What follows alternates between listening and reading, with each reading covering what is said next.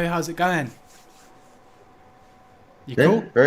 good man. How are you? Yeah, we're live, man. We're good to go. Yeah, I'm fine, thank you, man. Just enjoying the sun. Looking good.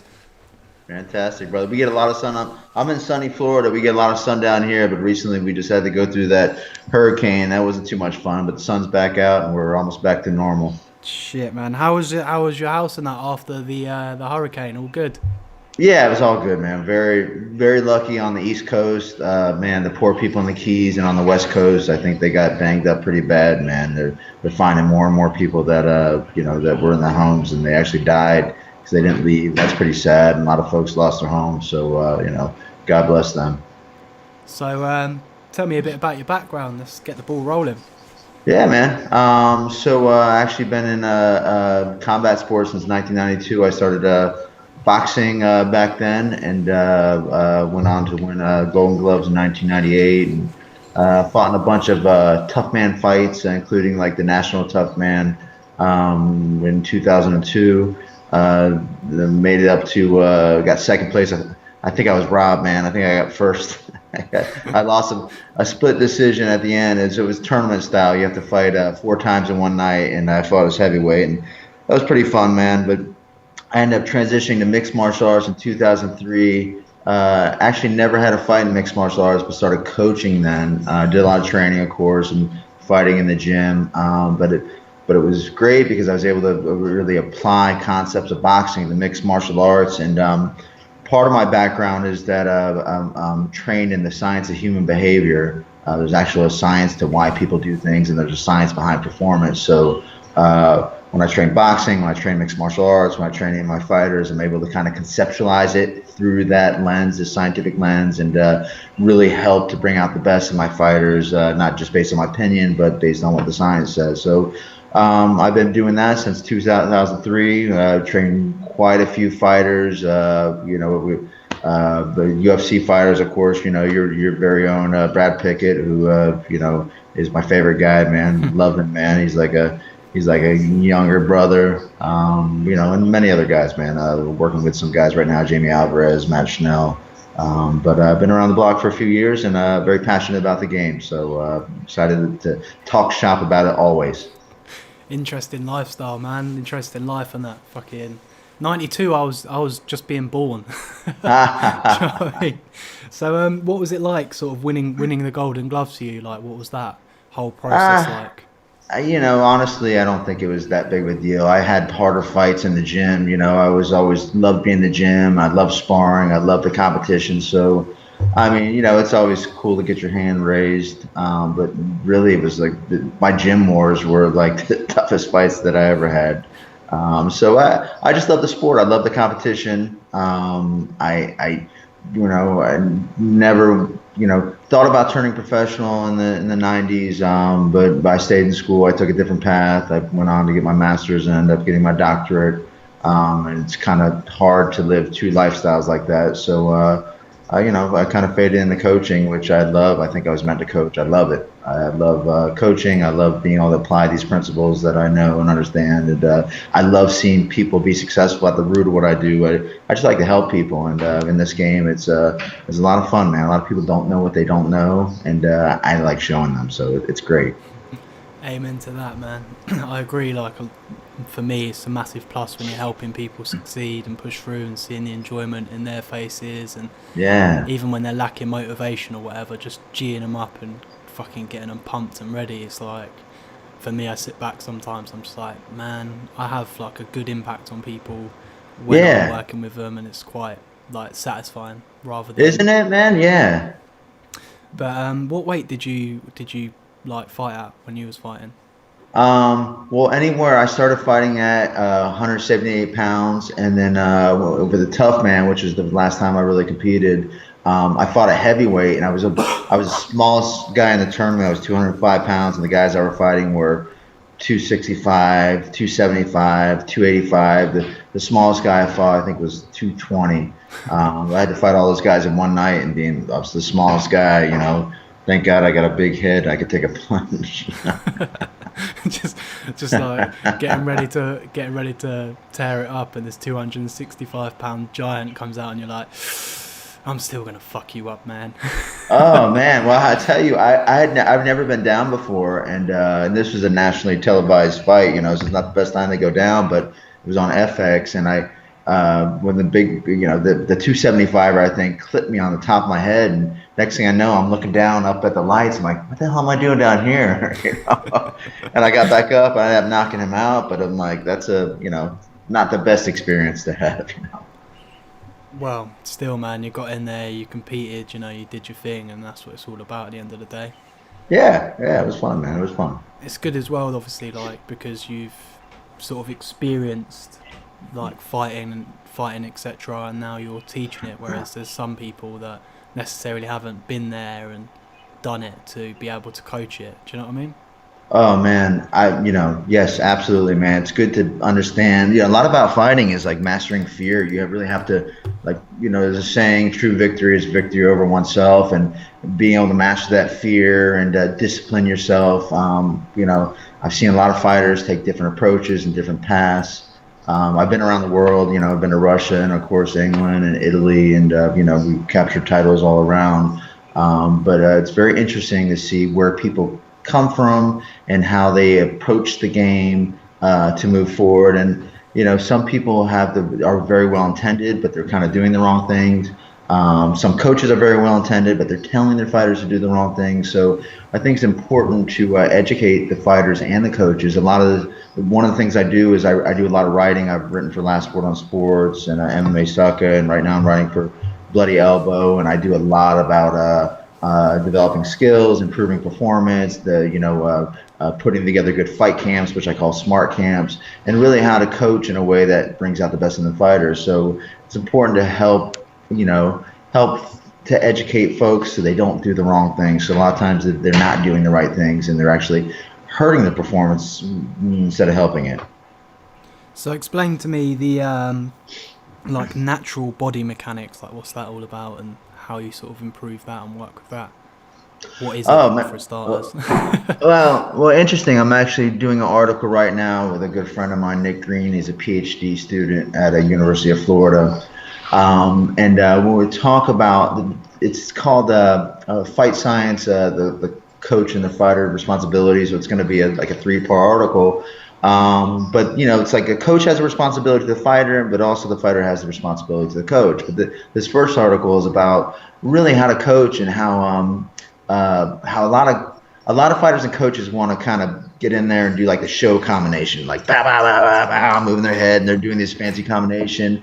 But the analogy I make is that if you don't have fundamental skills in place, like these basic prerequisites, it's like pulling back an arrow, right? Like an archer shooting for a target. And if it's even slightly off at the very beginning, it's going to miss the target by a wide, range. So these fundamental skills, these prerequisites, these little pieces, like shifting your weight forward and backwards, right? Making sure that your weight is distributing well. Making sure your posture is not too far forward. Making sure your shoulders aren't shrugged too high. Making sure that your heel is slightly raised up on the back foot so you get a good pivot. All these things are really fundamental to building component skills and then composite skills. Because if you don't have those small pieces right, everything else is impacted. It has a ripple effect across your whole game. So you really have to be able to focus on those things. And to your question, it's like, well, what are those things? A lot of people don't even think about those. I see, and I've worked with them, with these fighters that have trained all over the world, and they come back and I look at videos and I see, man, this guy's missing this small thing that is actually impacting all his other game. Like, they're not getting good power because they're not rotating their hips, right? They're not turning their shoulders enough. They're not snapping their punch in the right way. So it's these small things that really separate elite fighters, when you get into that level of the game. It's strange because the attention to detail that you have must be like next to perfection. Do you know what I mean? To be able to go in there and sort of look at someone and just analyze like the smallest detail, like, bro, you're not lifting your heel. It's not gonna happen, your pivoting's not gonna be great.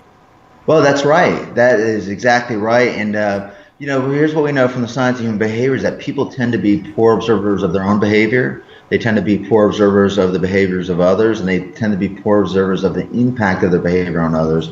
So people like I can look at the same guy and you look at the same guy doing something, and we won't see the same thing.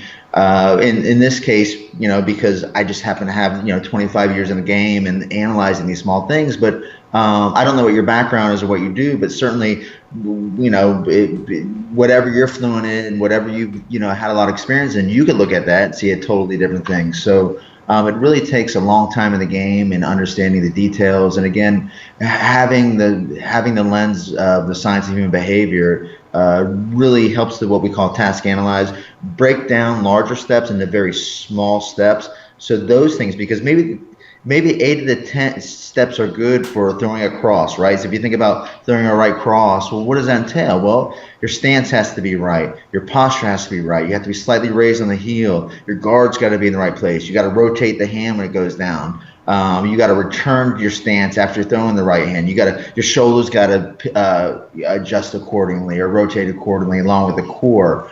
So there are all these pieces that it seems like all other people are seeing is the right hand throw out, but man, there's a lot of pieces to it. So what part of that is not working right? Because if there's any piece that's not working right, it's very much like a car. Hey, the wheels might be on it. You might have good rims. Maybe the carburetor is working well, but like the fan belt's off. I don't know much about cars, but if there's one piece off, the whole car, the performance is going to be impacted, right down to the fuel you put in it, which comes down to your nutrition, and your conditioning. All these pieces are going to impact the performance of the fighter. It's very important to understand those. Give me 1 second, because I've got to let my cat out, man. He's doing my head in. No problem, brother.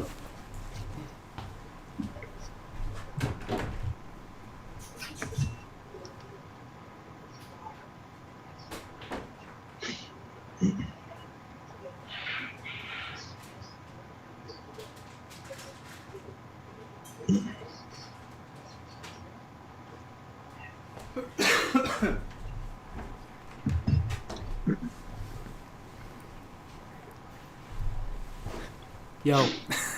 Hey, man. Handle your business. The acronym COACH, what does it stand for? Because obviously I read on your Facebook page that you was talking about the acronym COACH, and break that down for me. Well, I'll tell you what, I wrote that article a while back. Let me think about it. So I think it's communicating. Do you have it in front of you? No. It's communicating. No. It's observing. It's affirming. It's helping. Essentially, it's breaking down. Here are the 4 keys to any kind of performance change. First of all, you have to be able to pinpoint very specific skills of somebody. Like when I say pinpoint, you can't just say you need to throw the right cross. What does the right cross mean? You can't say that you need to distribute your weight appropriately. What does that mean behaviorally? How do you tell somebody to do that? Well, how do you break down and task analyze those components? Then you, of course, have to be able to observe it. So how do we observe? Is it the coach looking at the fighter when they're training? Is it during sparring? Is it video feedback, which is a critical piece of training? If you in football, for example, the professional sports, a third of their training time is actually dedicated towards watching video, right? Studying video. But in the fight game, people will just watch a fight of their opponent and they don't watch a fight of themselves or training of themselves, and they're missing really gold nuggets of training. So how can you create situations where you can observe yourself more, or coach can observe yourself more? Because now you have to be able to give affirmation, right? So what am I doing right? And also, that's the A in the coach. And also the C is, how do I correct that, right? So you got to be able to have all those pieces in place so you can actually improve performance. And the last piece of that is the H is the helping. It's simply like, all right, if I give you feedback, I'm not sure if you ever work for a boss that has not been very nice. You need to do this or you need to do that. They might be trying to help you, but if they say it to you or presenting it to you that way, how are you going to take it? Not very good, if it's about putting it across in a positive way rather than like, yo, dick face, you're fucking doing it wrong, you piece of shit, and you're like, well, fuck you then. Do you know what I mean? Well, no, that's you are exactly right. And what the science tells us is that we call that negative reinforcement. So if you do something for fear of consequences because you don't want to get in trouble, That does not bring out the best in people. What brings out the best in people, what we call discretionary effort, going above and beyond, is getting them in touch with positive reinforcement. And you can do that through positive affirmations. That doesn't mean just saying you did a good job, right? You have to help fighters see the positive impact of what they're doing. So one of the things that's lacking in combat sports in general, and I actually was very fortunate to just get interviewed by some of the folks at Georgia Tech on biometrics, is that we have very little measures in the sport. Brad was actually ahead of the game, man. He would always wear heart rate measures, and that was good. He can watch his conditioning improve, which is huge. But something as simple as, like, if I were training you right now and I said, I want you to throw the cross this way, and I want you to do this thing with your hip and this thing with your back foot, right? Turn your shoulders this way. And you did it. How do you know that's, and I said, if you do it, it's going to actually, here's the outcome you're going to get. You're going to get more power. How do you know you're actually getting power? Right? It might feel that way, but you don't really know. But if there was a measure, if I said, all right, do it your way, and you saw that you got 700 pounds per square inch, I'm just throwing that number out there, I don't know. And I said, I want you to do it this way, and you see that you did 850 pounds per square inch. What are you going to be more likely to do in the future? Your old way or the new way? Your new way every time. That's exactly right. So part of it is getting people in touch with reinforcement. Reinforcement can be me saying you're doing a good job, right? But the main goal is you being able to observe the positive impact of your behavior. And because there's not a lot of measurement out there, a lot of it is like, people don't really know. So they'll fall back on their old habits. So it's important to get them in touch with that positive reinforcement, helping them by using some sort of measurement, by helping the fighter observe the positive impact of their behavior in the environment. And one of the easy ways is to do this is by setting small goals. If you set small goals for people, help the fighter set small goals, they can actually reach those goals. So therefore it's reinforcing. If, like I say in business, there's large goals set, people will continue to fall short of that, and that's very demoralizing, right?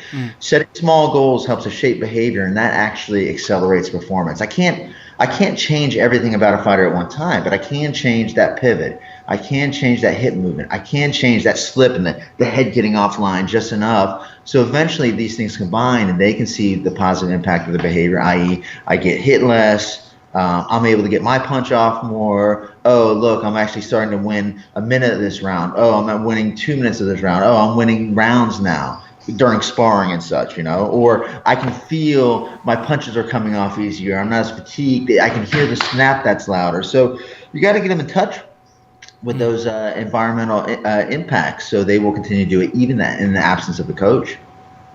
Yeah, I mean, it's the same for like personal training for me. Sort of with my clientele, if their technique's a little bit off, they're not feeling it, like maybe, so legs for example, when they're training their legs, their technique may be off and they're like, oh, I don't feel it in my quads or my glutes, and I'm like, okay, well, let's change your technique and let's see if you feel it more. And then they change their technique, they feel it more, and then they're like, stick with that technique because now they know that it's working the muscle, they can well, that's feel exactly right. So, and that's the positive reinforcement behind it. It's like, oh, okay, I'll do it like this from now on then. Well, that's right. And that is if they want to feel it for them, if that's a positive reinforcer, right? Feeling it. But that would be like what we would call that would be a leading indicator, right? So, hey, I can feel I can feel that it's burning in this area, and that's a good thing because I know in the end, the ultimate goal is I'm trying to build muscle, right? I'm trying to look better. I'm trying to get leaner, and you have measures for that. People get on the scale and they can see their weight going down or up, whatever they want. You have measurements where they're taking the shoulder size, the arm size. You have fat percentage measurement. You have all these different measures which you can use as feedback to your clientele, which then becomes a reinforcer. So now they want to continue doing the things that you have been showing them, and that also pairs you with that reinforcement. So they're like, hey, this guy really knows what he's doing. Let me continue with this. Does that make sense? Yeah, no, perfect sense. In the fight game, is the measurements a lot more difficult in the sense of, like you said, with the punching power or the leg kicks? How's all that measured, or movements? Well, that's the deal. That therein lays the elephant in the room. So you have all these other sports: basketball, football, even soccer, that have evolved their training methods over time. But if you look at an old picture from the 20s, the 30s, the 40s, or any video and compare it to now, not much has changed. You'll see a fighter hitting the bag. You know, if you're looking at jiu-jitsu, you're going to see some mats. You know, the common measurement is how many miles have been run. You know, how many rounds have been sparred. Maybe some fighters are actually using some heart rate monitors, but that's the problem, is that there's no measurement being used. So really, there's no precision in what's going on in most gyms, and there can be, and that's why the Georgia Tech folks were interviewing me the other day. They do have some things on the market, but one of the issues is precision, and the other issue is that people are like, they're stuck in old ways or stuck in old habits. And I could even go back. Do you remember Rocky IV? Yeah. Right. So Rocky IV, I thought about doing an article on Rocky IV, right? So you got two guys training. You got the big Russian, they were using a lot of measurement. They were doing all these things that were right. And you had Rocky, and he was out there doing all sorts of cool things, but he was lifting logs, he was lifting carts, he was running up the hills. How did he know he was getting better as a result of that, right? What measurement was going on? I mean, he might have just lucked into doing the right thing, because people can very easily overtrain by doing the right thing, doing it too much. People don't know. The fact is that sometimes it's just getting lucky. Sometimes it's like, hey, do this right hand, and they throw the right hand this way, and they try it one time, and it lands and it works, right? So they happen to get in touch with that positive reinforcement, so they're going to keep doing it. But if I show you how to do your right hand, and the first time you get in there and you do it, and you get cracked with a counter left or something like that, you're going to fall back on your old habits because you don't believe it's worked. Where the real deal is, I should have never thrown you in there using this skill to begin with.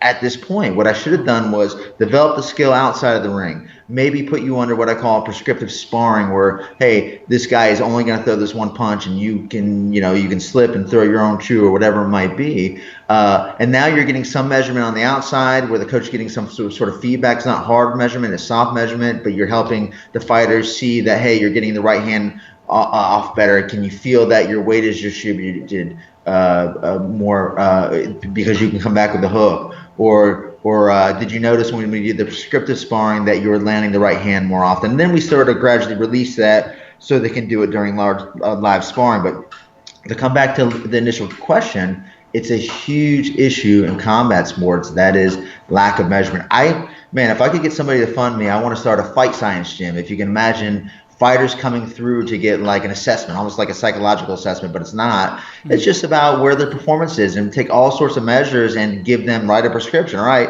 hey, here's where your weight's distributed. Here's how much power you're getting. Here's how much your core is rotation. If you do this, that, and the other, this will likely improve your game. Oh, you're fighting this opponent. Here's something you can do for a taller opponent versus a shorter opponent. But a lot of measurement is lacking, and a lot of old school guys don't want to do it because they believe we shouldn't be doing that stuff. But it's not true. Measurement will actually help with the precision. It'll help keep people from being overtrained. It will help them from getting injured. It'll really improve their performance, but quickly.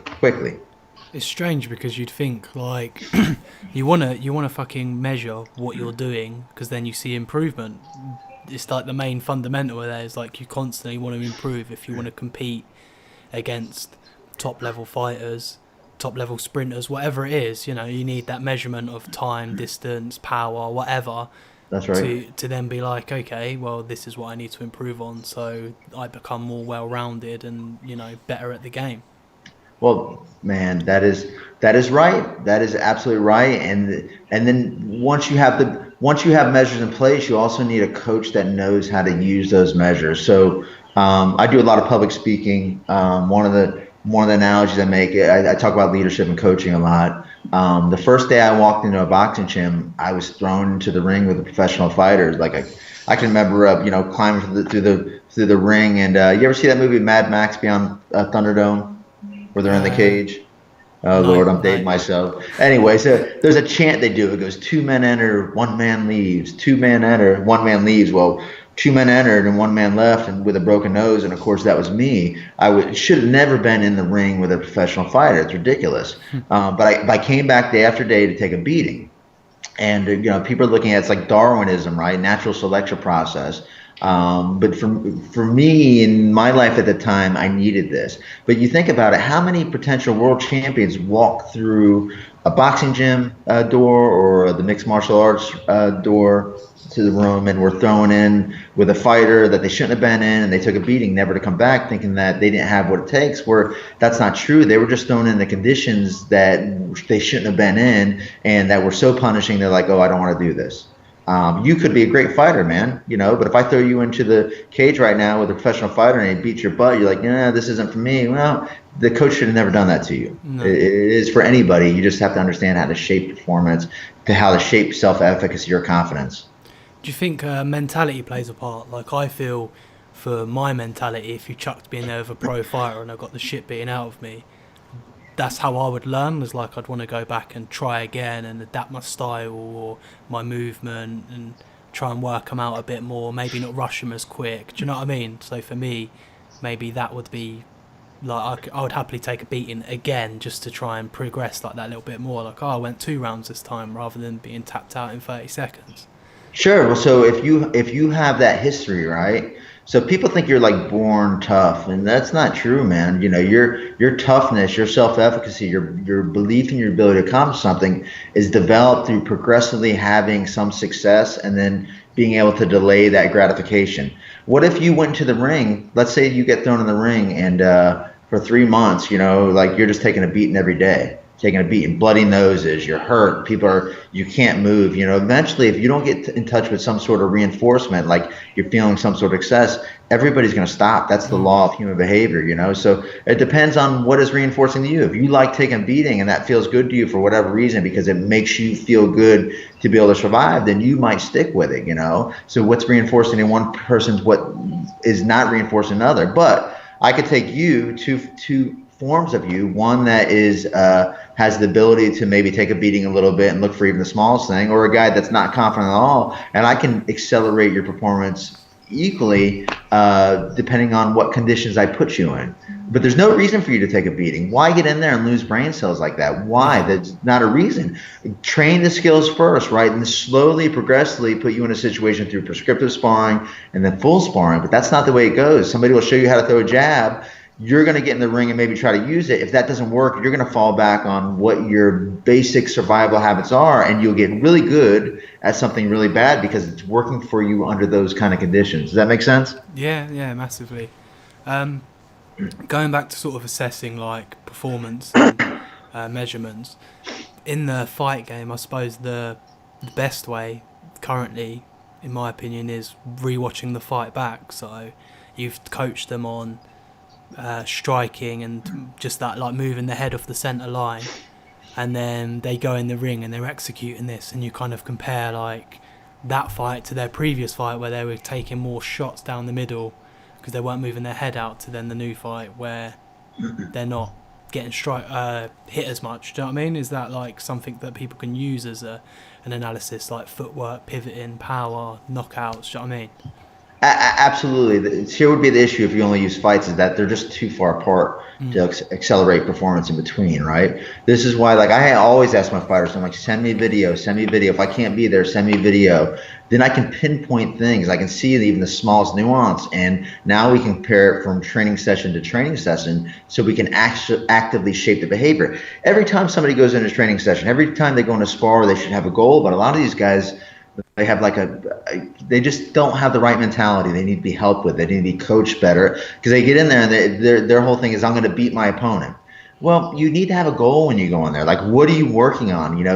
Being in there should be like a laboratory. You should be learning. You should be getting better at some skill. And if it's defense, what part of defense, and how do you know you're getting better at it? So yeah, man, video feedback, there's a ton of research behind it, and it just makes sense. You're able to stop it, roll it back. There's an app called Coach's Eye where you can slow motion things and roll it back and forward, and I can see the slightest thing. And if I show you something, I might have it in my mind's eye, but if you can see it and I can point it out to you, circle it in the video and say, listen, look at your foot here and look at your foot there. I want you to do more of this stuff. And then you remind yourself before you get into the cage. The coach is saying, hey, don't forget to pivot on that back foot. we can even do a frequency count on it. Hey, you did this many times. Every time you pivoted, that meant you got more power. That meant that you were setting up your hook better because your weight was distributed. Whatever it is that's being worked on. But video analysis, video assessment really helps fighters to do it. And nobody's doing it. In combat sports, a handful of people are doing it. In other professional sports, you see it all the time. Mm. So, how do you deal with, say, people's egos? Because obviously some people come in and probably think they know a lot of it. How do you sort of take them down a peg? Or do you know what I mean? Like, there's people that come in and you're like, okay, well, we need to do this. You need to do this to learn better. And they're like, well, I've won my last 8 fights. Do you know what I mean? Oh, I trust me, I've had it happen. Well, one of the things is that I'm very fortunate in that I because of the science of human behavior, I've been able to classify the striking style at least into 3 classifications, what I call short range, mid range, and long range, right? So where a lot of coaches train you based on their style, I train fighters based on the style that's going to best fit them. So a very easy analogy, do you think Mike Tyson would have been successful if he fought like Muhammad Ali and vice versa? No. No, that's right, because you have and they were both heavyweights, right? And in fact, they're around the same weight, but you have very different body styles. So you have to train people based on their genetic makeup, right? Genetic predisposition. And you also have to train them based on their opponent, right? What is the strategic plan? You might be the taller guy a lot in a fight, but if you happen to fight a taller guy, your range no longer becomes an asset to you. I think a great example of this, that I use in some of my writing, is when Nate Diaz fought Donald Cerrone. Did you ever see that fight? It was a bit of a war, wasn't it? Quite It a while was, ago as well. yeah, it was a while ago. But the thing is that both these guys are taller fighters in their weight class. And in this particular fight, which I believe that Donald Cerrone is the more skilled striker, but Nate Diaz uses his reach and footwork better than Cerrone. So Cerrone's punches were missing Diaz by like an inch, 2 inches. But in the fight games, particularly the striking game, we work in millimeters, man, just barely missing. So if Cerrone, because he had a very, what I call a mid-range game, very upright posture, you see a lot of Muay Thai guys do it, and they stand right in front of you and they catch and they throw. If he would understand how to slip in just a little bit to counter one of Diaz's straight punches, it might have been a very different outcome. So you have to understand those pieces of it. So when I approach the game, what I'll say to somebody is like, man, I like that you're doing this. I'll find out all the things that they're doing right. Listen, you're pivoting on your hips. You're turning your shoulders. I'd like to snap on your punch. Okay. To make it better, here's what I would suggest the next thing is. So I'm not going to say they're doing something wrong, because usually what they're doing fits in one of my style classifications. It's just like, hey, does this make sense? You're going to be fighting a longer opponent in this example. In the past, you've been the longer opponent, but this guy has a longer reach, so we're going to want to use a little bit of head movement. So I always start with the why. Good coaches start with the why. I don't just say do as I say. Here's why. Here's what you're doing right. Here's why it's going to be better for you, and then I show them, and it usually is not a problem. Very rarely has been a problem when I've taken that approach. Do you think Nate Diaz is quite underrated in the UFC? What I mean by that is, like, he's exciting, he's got long fucking reach, dangly legs, he's been in some tear-ups, marathon guy, he's got quite a good skill set. No, I think he gets the credit he deserves. I don't think he's underrated. I think he gets good credit. I think he's done a lot with his skill set. I mean, they have that stop and slap thing where what they are masters of, Nate and Nick, is distance. They understand how to relax their shoulders and capitalize on their distance. So I teach a style which is called long range. It's like being a sniper, and your defense literally is keeping people at the end of your punches. So you're keeping them very long, so when they try to counter you, they miss the punches. You don't even have to hold your hands high. Counter to what a lot of coaches will tell you, keep your hands high. Well, sometimes that's true and sometimes not. I can go through history and show you a bunch of guys that kept their hands low and were quite successful. In fact, a good example of this is John Jones. John Jones is a great fighter. He keeps his hands too high. He has a superior reach. When you relax your shoulders and keep your hands lower and out in front of you a little bit, you get greater distance. Your jab and your punches are more relaxed. And also, your hands have to travel a third of the distance, sometimes only half the distance, to make contact. And one of the reasons why Gustafsson gave John Jones a hard time is because Gustafsson understood footwork and he understood the appropriate guard for a long range style. So he was capitalizing on his length and lateral movement much better than John Jones was. Not because he's a better fighter, but because he knows how to apply his reach and distance better than Jones does. It's a shame, man, with John Jones, really. I don't know what to say, man. It's what can you say? It is a shame, man. But It's kind of like some people are just bad boys, you know. Just man, I know, he's a man. good guy, like nice guy, but he's just made some shit life choices. And like, no doubt he's a nice guy to meet and chat with or whatever. But still, you could be a successful fucking UFC legend in the making, so much potential, and you go and fuck your career up basically. Another 4 years ban or whatever he's looking at. Well, Strange. I think it's one of those things, man, where you can debate whether steroids helps you or not. It could be helpful, it could be harmful. It puts a lot of stress on your ligaments. It puts water weight on you. It might make you stronger, but where do you need to be stronger at? Hmm. It could be simply as correlation is not causation. So John Jones has been successful with that formula. So maybe his mind psychologically, oh, I need to take this so I can be successful. Where had he never took it and he applied the right style and did the right things, he probably would have been more successful. So, it's a shame when fighters, have to use this, but I think it's a lot more common than people believe. I believe you either need to test for it and do it all out or just do away with it. You can't kind of have to it because then people find ways around it. I've got a suspicion that Conor McGregor's on the gear, mate. Yeah. his weight, Yeah. his weight just fluctuates so much, like, and he's just like, I'm having 6 months, I'm not fighting, and then suddenly he comes back and he's just like bulky, looking good, meeting this way, and then I'm just like, 6 months off, that's enough to get shit out of your system. You're all blessed, bro. Dana White's fucking Dana White's boy, look the other way. Yeah. Just, you never know, man. Like, obviously, it's a conspiracy. I'm not 100% saying that. I'm just fucking theorising and having a laugh with it. But at the end of the day, you never know. I've seen him bulk out quite a lot and then trim down. And it's just, a man that fluctuates that much in weight and still looks good.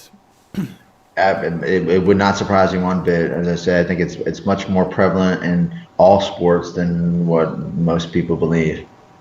So you're working at American top teams, is that right? So I've been with American Top Team since 2004, when actually Roger Crawl's American Top Team Sunrise. It was used to be called the Wolfpack, paired up with American Top Team.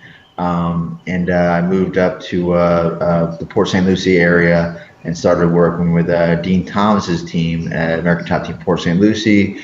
And then there was other satellite gyms, American Top Team Vero and American Top Team St. Lucie West that I worked with, which have now converted to what's called Legacy Martial Arts. But I still make the trip down to the main academy, the American Top Team headquarters, to work with some of the higher levels. But for a while back in the 2008, 2009 through, this is actually how I met Brad. So a lot of those guys would come up to work with me because my striking style is one of the styles people love, especially for a short range guy, is what I call it, control chaos. It's like peekaboo for mixed martial arts, like Mike Tyson style. It's something that drew Brad to me initially, I believe. I trained a guy named Luigi Fioravanti, and we went to Italy, and he used his style and knocked his opponent out in the first or second round. I can't remember. But it's a fun style. It's a style that my guy Kenny Dusgarner used to get the M1 Global Heavyweight Champion of the World. He maintained that for almost 3 years, and with really subpar training, but it's very aggressive, a lot of head movement. So a lot of the guys want to learn how to fight like Tyson, and some of the guys I'm like, no, this style's really not for you because you're a tall guy. You're better off using the range. But again, I can train different folks using different styles, and that kind of makes sense to them. Yeah. So you watched the Canelo Golovkin fight. I did. Yeah, I did. Yep. And Pe- I was shocked. People have wanted you to break it down, or saw on your Facebook. So I'm gonna set the stage for you. and let you get the ball rolling and give me your opinions and breakdowns on that fight and what you think, why you were shocked, Yeah. etc. Yeah, so I mean, I would say first of all, I really like Canelo's style. His punches are clean, man. They look aesthetically, they're just lovely to see. He does a great job. I think really and you can look at the fight stats. They were relatively even, but you have to be careful with fight stats because bunch of punches can be accrued in one round, right? Let's say a guy threw a 10-round fight and a guy threw 200 punches in one round and only 20 in all the other rounds. Well, it might look like now that he's thrown 50 punches around, which is, just not, or 40 punch around, which is just not true. But what I believe the difference maker was Triple G's aggression. He dictated the pace of the fight, and for me, it felt that Triple G was fighting to win, and Canelo was fighting to not lose. Does that make sense? Yeah, I agree. He was more defensive and sort of, not doing enough for me. Yeah, I mean, like, listen, you can be a great counterpuncher. I think probably if you went back, take a look at a fight by Marvin Hagler and Sugar Ray Leonard, which is still debated to this day. And Marvin Hagler, very much like a Triple G, was very aggressive moving forward. Sugar Ray Leonard ended up winning the fight, but he was using a lot of lateral movement and really countering well. He didn't just put his back on the rope and just kind of be very defensive and not counter much. And he was doing that a lot in this fight. It didn't look like he was countering aggressively to me. I mean, he did have some good counters, don't get me wrong, but it wasn't enough to win the rounds, and it was just, it was the pace that Triple G was setting. He was dictating which way Canelo was moving. Canelo was, using a lot of lateral movement, not to set up offense. I mean, one of my core philosophies is always finish with defense and always use your defense to set up offense. He was simply using his defense to get the heck out of the way so he didn't get cracked by Triple G, really almost like running laterally, not using it to strategically for offense. No, I couldn't agree more. I mean, when Canelo was against the ropes, he was always sort of shifting out to the left, I think, or to the right every time. There's like a few punches thrown, and then he'd get out. And I heard Canelo's corner like extend your right hand. Get him with, throw it more like a hook to try and clip him because every time he was getting out, I just don't think he. It's hard to explain because obviously, like, the stats were the stats at the end of the day, and like you said, they can be misleading. But I just think Golovkin was a clear winner. Like, he just looked more positive, more forward, threw, powerful shots, and just looked like you said, he just looked like he wanted to win rather than Canelo was kind of just against the ropes, kind of just didn't want to lose, like getting out of there, not really throwing much back. Even he didn't believe he won that fight. His body language at the end was such that he's like, I lost this fight, I mean, and the thing is, the question is, why did that happen? Right? Maybe you can make a case for the even, because 6 rounds, 6, maybe somebody, the judge prefers a certain style, which I still don't believe. I believe that Triple G won the fight. But to only have Triple G winning 2 rounds, is that complete incompetence? Or is that somebody's put money in this judge's pocket because they want a rematch? Because clearly the rematch, and it's going to happen, is going to make a lot of money. I mean, Oscar De La Hoya was tweeting out immediately, "Who wants to see the rematch?" It's just, it's crazy, man. It's crazy. It probably would have got a rematch regardless. But it here was boxing. Who, I felt that the McGregor Mayweather fight was a farce. It should have never happened. I wrote a long article on it 6 months before, really calling exactly what happened in the fight. It was like a circus show to me, and it was a way for boxing to kind of show, like, hey, here's what real boxing is. And then this happens, another black eye for boxing. It's just ridiculous. Yeah, I mean, the fight for Canelo and GGG was good. Like, I enjoyed watching it. But when you've got a judge that scores it 118 to 110, I think she got it as, for Canelo, I'm sitting there thinking, what the fuck are you watching? Like, I'm just like thinking, how can you call it like that? Like, I don't know, but Canelo, at the end he's like saying that he kind of stood there and fought and traded with him a bit, and that he thought he should have won. And I'm just thinking, no, you didn't, mate. You're rubbing your hands that this got called a draw. Yeah, and it's unfortunate because I mean Canelo's coming into his prime, and we got Triple G, and he's 35 years old. So the longer the rematch it is, the more it kind of falls into Canelo's, wheelhouse. Theoretically, we'll see. If this is one of those deals where if Triple G is having a smart camp, and doing and using measurement and doing everything right, and Canelo just getting there and banging and sparring. Fighters can age fast, so we'll see what happens in the rematch. But I'm certain there will be one. I mean, with the I agree with you on the McGregor Mayweather fight as well. It's like, for me, watching it, it just looked like a charity match.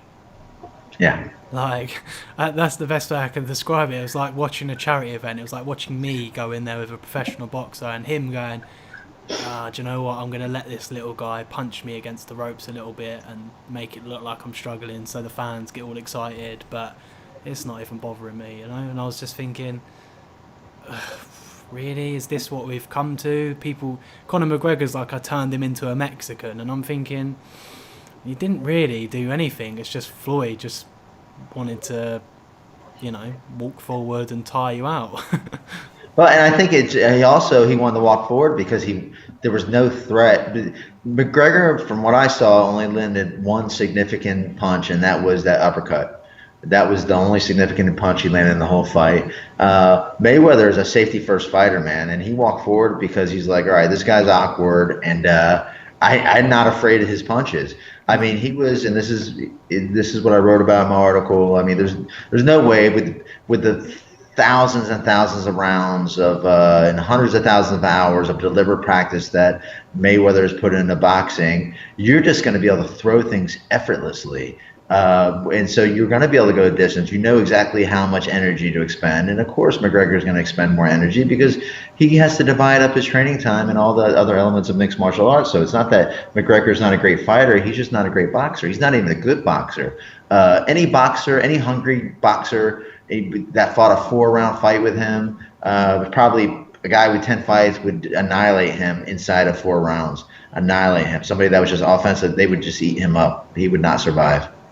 It's a shame for boxing's kind of legacy. It's a shame that Conor McGregor was fighting Floyd Mayweather, who kind of just wanted to, not like a charade because he didn't really do much, but if you could imagine Conor McGregor in there with a Canelo, a Golovkin, a fucking Sugar Ray Leonard or whatever, a Tommy Hearns, it's over in round 1 and they're just going, yes, you disrespectful little bastard coming over here, like, this is why boxing is boxing. And for me, obviously, Floyd was just in it for the money and, like you said, just walking onto the shots, Yeah, and I almost suspect, he tried to, I heard that he tried to make a bet on himself, the over-under, and I think it was like over 10 rounds or whatever it was. He went just above that number. And they actually rescinded his request to make a bet because you can't bet on yourself in sports, But that doesn't mean you can't have somebody else make the bet. You know what I mean? So it just seems very odd that he turned it up at such a level. I mean, I know McGregor had progressive and tired, but honestly, he was tired after the 4th round. I could see it in his posture. You could see it in his pitter-patter punches. Those punches they're not threatening at all. Any boxer can walk through those things and just drop heavy leather on you. So I almost think he carried them. It was like being tapped by a cat, A cat with no claws is just patting your nose. And, yes, man. I agree. I mean, my friend come and watch the fight with me, and he's like a boxing fanatic. And after the 4th round, he was just like, what's Mayweather doing? Like, he could finish him off. And boxers, they throw 4 or 5 punches together. Mayweather was just throwing 1s and 2s and carried him round a bit and taking a few shots. And then they were cuddling and it was throwing 1s and 2s, and then, the 10th round is probably when Mayweather just started to storm forward a bit and throw, 3, 4 punches to try and, consecutively to try and beat him, and did. And I was just thinking, Mayweather basically went from 5% to 20% and won the fight. Do you know what I mean? Yeah, that's exactly what happened, man. So it leads you. Hey, but you know what? Props to them both. They went out and got paid. At the end of the day, they got people excited about it, so I'm not hating on for Yeah. that. I just want to see. I love mixed martial arts in my sports. I've been in both sports. I don't want to. I almost felt like boxing was being disrespected by thinking that a mixed martial artist could come in there and be, superior to one of the greatest, at least defensive fighters of all time. So, and then I was also very frustrated seeing all these kind of armchair, boxing experts come out I and know. swear they knew what was going to happen. Like, man, I can't, like actually debating it and, have fun with it, hope for it, wish it might happen, be excited about it. But like, like people were actually debating with me. Well, I just stopped debating. Like, I'm not going to argue with it's like it's silly. I've been doing this for 25 years and you know what I mean? It was silly. I'm glad it's done. I hope it doesn't happen again. Yeah, it's kind of like these people that were trying to debate. It's like, what are your credentials, mate?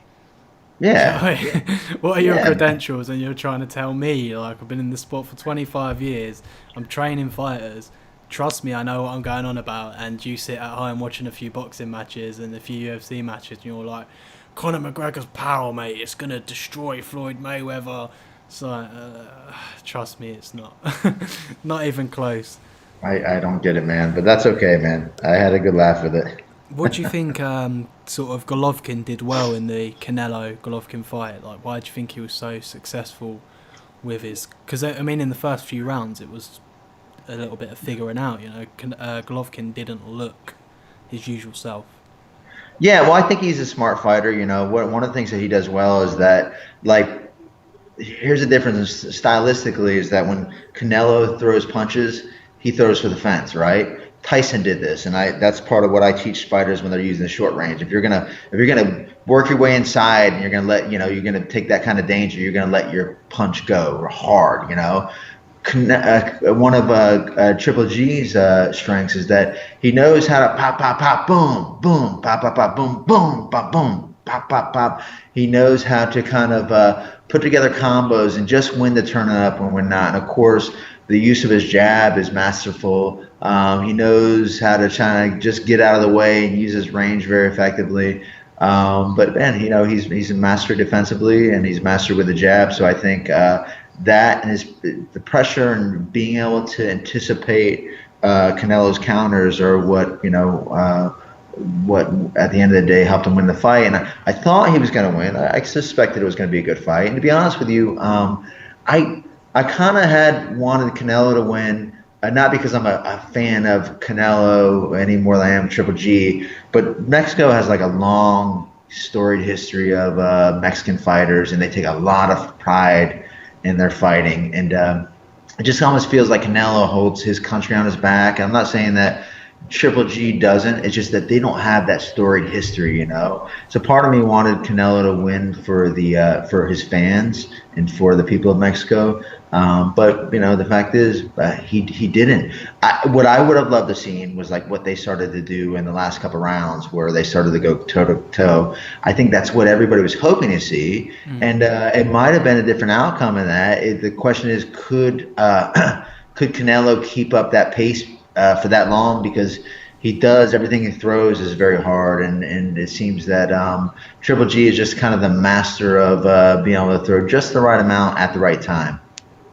Strange as well, because obviously Canelo's the younger guy, so you'd think it would suit him better to stand there and go toe to toe and throw bombs and be like, well, you're going to gas before me, mate, because I'm younger, fitter, I'm going to hit just as hard as you. We've both got good chins, let's go for it. And yet you kind of saw the complete opposite from Canelo. I mean, obviously he's a great counter puncher, so we tried to play that way, but I think he Yeah. should have utilised his energy systems more. Right, right. And I think his best moments were when he got Canelo or when he got Triple G into brawl. It seemed to me, I'd have to review the fight again, but his best moments where he drew him into the little brawls. I mean, that would be the time where he's going to be able to land one of his big bombs, because he does all the punches he throws are hard. Yeah. Well, you look at the last 3 rounds, Canelo come out, and especially like you said, he's a good counter puncher. Triple G's throws some powerful shots. Canelo counter punches him and just clips him with some dirty right hand. Just, Yeah. so she wrote. Well, maybe not, because Triple G has got a fucking granite chin, but Yes, he you know, does, man. He took some big punches, and it seemed to have no effect on him at all. He just walked right through. And he landed that one right hand on Canelo. You could tell that, that didn't sit well with him. His whole body language changed after that round. And then he started to gain more confidence maybe later on, the last couple rounds. But yeah, I believe he lost that fight, though, for that reason, because he was not moving forward at all, not being aggressive like he should have been. I mean, in the sense of those two fighters, they're on a different planet to the rest of the sort of weight category.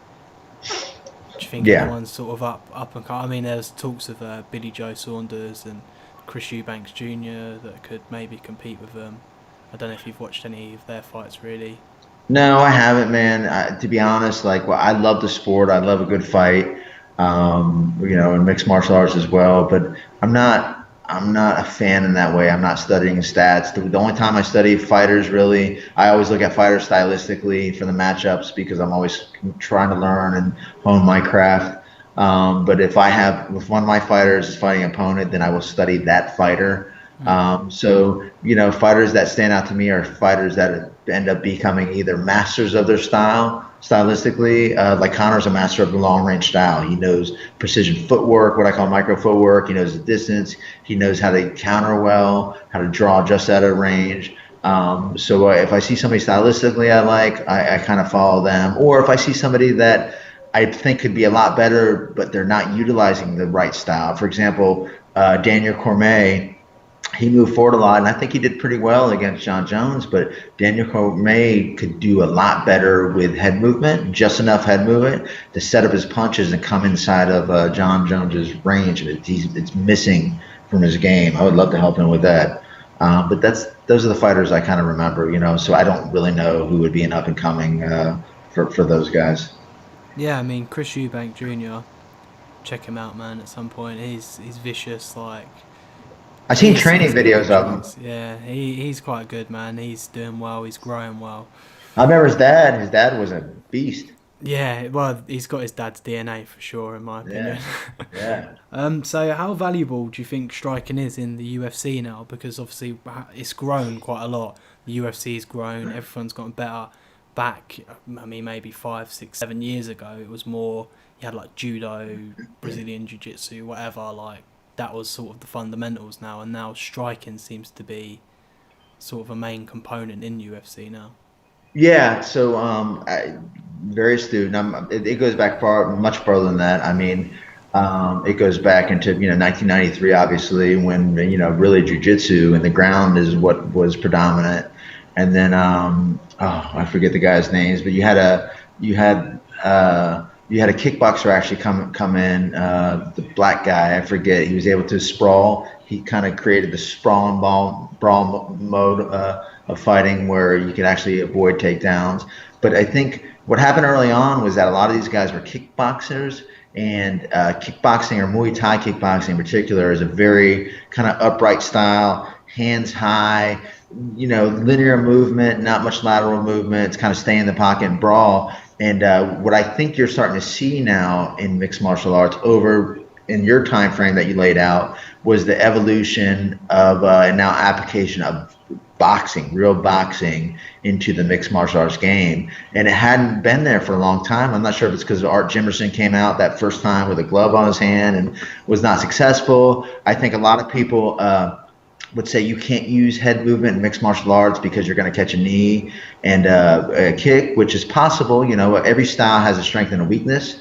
But knowing when to slip, how to slip appropriately, where to have hand placement, how to use lateral movement, how to bait people with your footwork, the different types of footwork that are involved in different styles. But again, using Muhammad Ali and Mike Tyson's footwork was much different than Muhammad Ali's footwork. So understanding this kind of different pieces of the sweet science, now you're starting to see that emerge, and you guys got guys that like Cody Garbrandt, man, bring a fantastic boxing game into it. Yeah, so you really see, Junior Dos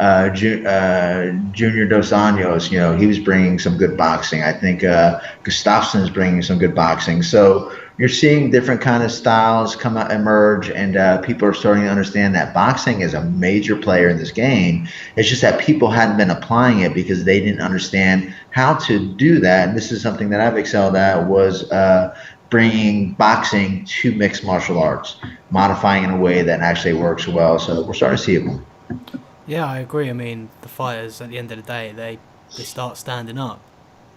Do you know what I mean? So you'd think like you'd want to be able to throw punches and move properly and strike properly, because at the end of the day you do start standing up. If you started lying down, grappling each other, then you'd probably want to work on that element and perfect that element more than everything's got to be complete. You've got to be well rounded, but at the end of the day, if you're starting standing, you want to be able to stop takedowns and be able to strike well and throw good kicks rather than grappling. I mean, Tyron Woodley and that Damian Maia fight, I think, was, for the average fan, probably not great, but for me, I massively enjoyed watching Woodley just stop being taken down like 27 times or something ridiculous, against Damian Maia, who's a fucking beast.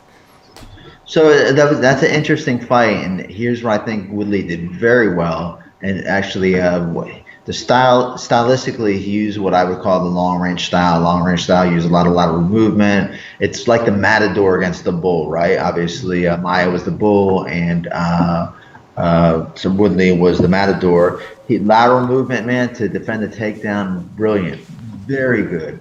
But again, one of the core philosophies of the styles that I teach, of any style really, should be like always finish with defense, right? So he defended well, but use your defense to set up your offense. And one of the things he didn't do, and it could have been very well that he was just hurting with his shoulder, I don't really know, but he should have been using that lateral movement to set up a counter too. He should have punished Maia for shooting, and he didn't, and that's why Maia ended up shooting so much, because there was really no fear of being countered with anything. And countering, again, using your defense to set up your offense is really the highest level of striking. So it's very important to be able to use that defense to set up any offense that you have. It punishes the striking output of your opponents. Yeah, I mean, I think Woodley said as well, he's kind of like, I'm the champion at the end of the day. Come get me. Come trade with me. And Yeah. he was just like, I'm gonna defend. I'm not gonna be taken down. I'm gonna land some punches on you and that, and win that way. And if you really want it, let's have a tear up. And obviously, Maia didn't necessarily want to go down that route, and therefore Woodley went out on the win. Yeah, and I think it's a fine line to walk, right? So one of the things people loved about Brad was that he was a balls to the wall fighter, was that always the best approach? Because you have to balance, but people love him, Dana White said it was his favorite fighter at one point. But you have to balance like winning with being exciting, because at the end of the day, it's sport. Sport is the business of entertainment, and entertainment, promoters have to put butts in the seat to make money so that the fighters can make money. So you really have to balance it with more than just winning. How excited do you want to be? How much risk you're going to take? The more risk fighters take, the more exciting they are to the fans, but also they start increasing the chance of them getting caught and losing somehow. So it's a fine line to walk. Agreed, man. Should we wrap this up? Well, sure, brother, sure. Yeah. Well, massively appreciate your time and everything for coming on. I'll speak to you off camera anyways. But if you send me over any links you want, I'll drop them in the description box of the video and get this uploaded. Oh, that sounds very cool. Will do. Massive, honestly, really appreciate your time. I'm planning on having a podcast with Phil Daru and Jason. Very cool. Before Very UFC 217. Yeah. Just for fight predictions and that. Maybe you can hop on with us as well, and we'll do like a 4-way podcast. Oh, I'd love to. I've actually written articles with both those guys.